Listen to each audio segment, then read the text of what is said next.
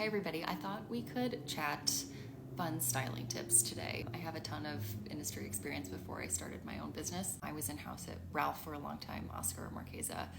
I've worked enough fashion shows for a lifetime, but I think that there are some cool tips that are the opposite of what's going on the internet, which is actually gonna make you look better in real life. I'll just do two quick ones for today.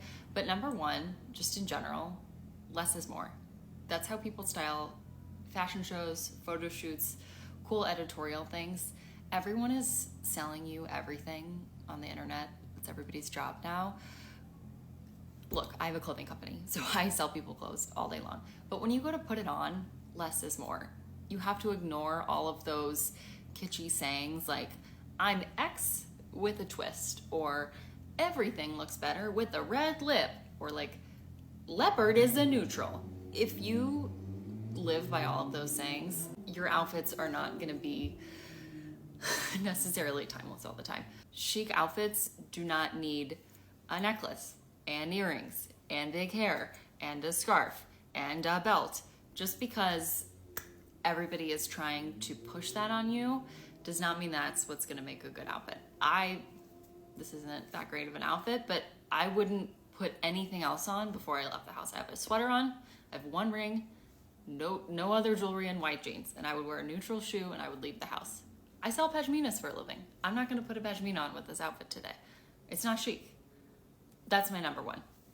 Number two, and this is gonna be a little sensitive, we are wearing our clothes a little too small. I understand that everyone has a certain size that they want to be in clothes. I'm 6 feet tall, so I never ever was gonna be a size 2. Playing with proportion is really important. So if you want to be a certain size in pants, a bigger sweater is gonna be cool. Do not be afraid to size up if the proportion looks better. Just because you can still fit in a certain size doesn't mean it's gonna look the best. Every brand's sizing is so all over the map. It doesn't mean anything anymore. In 2025, you could be an extra small in something, a 10 in something else, a 0, an XL.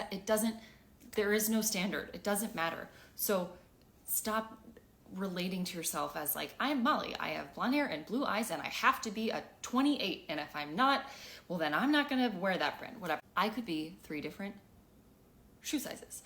I can be 3 different jean sizes depending on how I want them to wear. I could wear a small sweater, I could wear a large sweater, all depending on how I want it to style. That being said, love yourself. You don't have to be a certain size. Do what looks good. So keep it clean, keep it classic, don't over accessorize, and do not be wed to a certain size. They don't mean anything anyways. And I'm the one in our company who does all of the sizing with my tech designer and my production team. I did it at Ralph for years. They can change the specs willy-nilly depending on how something is selling, what the cut is, what the fabric is. It doesn't mean anything. Don't make it a whole part of your identity if you're not a whatever size anymore. It doesn't matter. You're beautiful just as you are. So keep it simple, keep it classic. Don't pay attention to the sizing. It doesn't matter.